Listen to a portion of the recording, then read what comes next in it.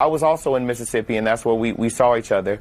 And there were a number of black colleges who were on spring break during Election Day.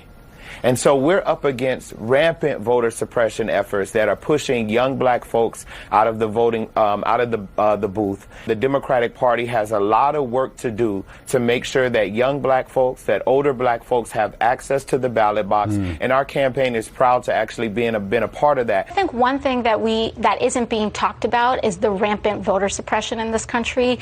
Right there in Ann Arbor, where we had that rally, those kids were waiting 3 hours in line. You think voters didn't get to vote that wanted to vote in Michigan? Absolutely. You know, obviously there's also more that we need to do in terms of turning out youth voters. We need to make sure that we're inspiring young people to turn out. But when you do turn out, you should not be waiting 3, 4, 7 hours in order to vote.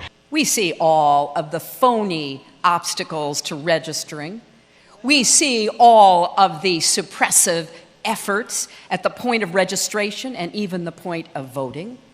We see the malfunctioning equipment, how all of this is designed to discourage, to depress, to prevent people from voting, particularly communities of color. Let's say this loud and clear.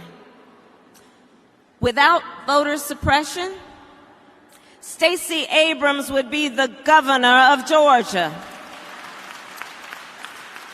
Andrew Gillum is the governor of Florida.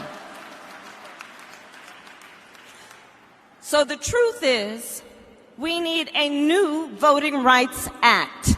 We just have to point out over and over the problem is voter suppression, not voter fraud. And again, this is an effort of the president to distract from his, shall we say, rather humiliating loss of the popular vote and to blame it once again on immigrants and just to bring more hatred and divisions. We have the theory of free and fair elections, but unfortunately we've seen, particularly over the last 20 years, an erosion of the ability to access that right.